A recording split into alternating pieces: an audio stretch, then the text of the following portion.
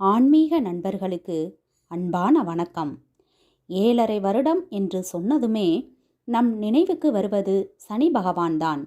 வாழ்க்கையில் நாம் செய்த நல்லது கெட்டதற்கெல்லாம் பலனை அனுபவிக்கக்கூடிய காலமும் இந்த 7.5 வருடம்தான். ஒருவருக்கு 7.5 சனி துவங்கிவிட்டது என்றால் அவருடைய வாழ்க்கையில் பிரச்சனை தொடரப்போகிறது என்றுதான் நாம் நினைக்கிறோம். ஆனால் அப்படி கிடையாது. நாம் செய்த நல்லது கெட்டதுக்கு ஏற்ப நமக்கு பரீட்சை நடத்தப்படும் காலம்தான் இந்த 7.5 சனி காலம். சனி பகவானே சொல்லி இருக்கிறார், தைப்பூச திருநாளன்று முருகப்பெருமானை எவர் ஒருவர் பின் சொல்லக்கூடிய முறைப்படி வழிபாடை மேற்கொள்கிறாரோ அவர்களை நான் அதிகமாக சோதிக்க மாட்டேன் என்று சனி பகவானின் தாக்கத்திலிருந்து தப்பிக்க வேண்டும் என்றால் தைப்பூசம் அன்று முருகப்பெருமானை எப்படி வழிபடுவது, அந்த எளிமையான வழிபாட்டை பற்றிதான் இன்றைய ஆன்மீகம் சார்ந்த பதிவின் மூலம் நாம் தெரிந்து கொள்ள போகிறோம். வீடியோக்குள்ளே போகிறதுக்கு முன்னாடி நம்ம சேனலை இப்போ தான் ஃபஸ்ட் டைம் பார்க்குறீங்கன்னா சப்ஸ்கிரைப் பண்ணிவிட்டு பாருங்கள். 7.5 சனி காலத்தில் முக்கியமாக நாம் கடைபிடிக்க வேண்டிய விஷயம் எளிமை. ஆடம்பரத்தை விட்டுவிட்டு எளிமையாக இருந்து இயலாதவர்களுக்கு உதவி செய்தாலே போதும். சனி பகவானால் நமக்கு பிரச்சனை வராது.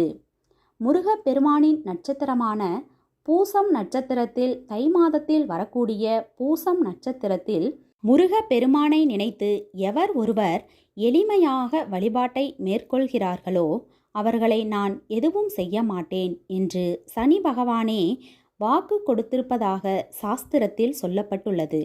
தைப்பூசத்தன்று முருகப்பெருமானை எளிமையான முறையில் நீங்கள் வழிபாடு செய்ய வேண்டும்.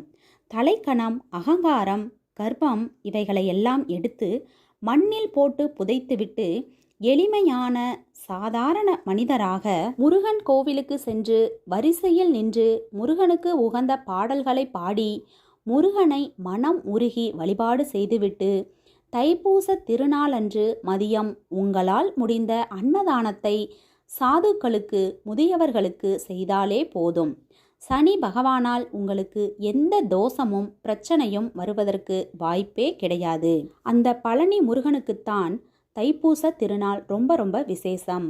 எல்லா முருகன் கோவில்களிலும் தைப்பூச திருநாள் திருவிழாவாக கொண்டாடப்பட்டாலும் அந்த பழனியில் இந்த விசேஷம் மிக விமர்சையாக நடைபெறும்.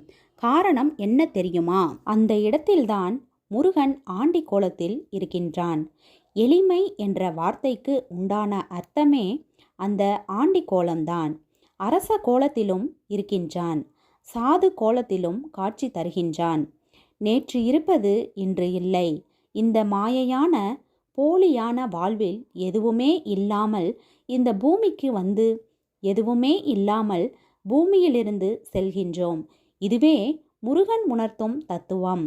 இதைதான் பழனி மலையிலும் சொல்லப்படுகிறது. எதுவுமே நிலையில்லை.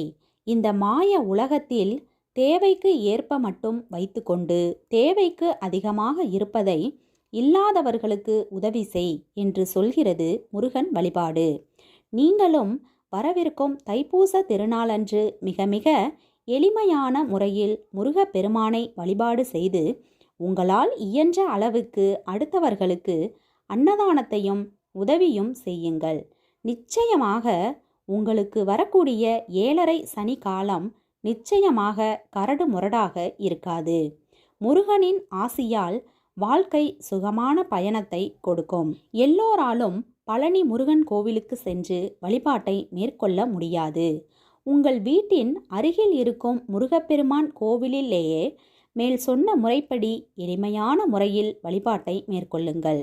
நல்லதே நடக்கும் என்ற தகவலுடன் ஆன்மீகம் சார்ந்த இந்த பதிவினை நிறைவு செய்து கொள்வோம். இந்த வீடியோ உங்களுக்கு பிடிச்சிருந்தா ஒரு லைக் கொடுத்துருங்க. பயனுள்ளதாக இருந்தால் உங்கள் ஃப்ரெண்ட்ஸ் அண்ட் ஃபேமிலிக்கும் ஷேர் பண்ணுங்கள். இது மாதிரியான பல பயனுள்ள ஆன்மீக தகவல்கள் தெரிஞ்சுக்கணும்னா நம்ம சேனலை மறக்காமல் சப்ஸ்கிரைப் பண்ணி வச்சுக்கோங்க. நன்றி, வணக்கம்.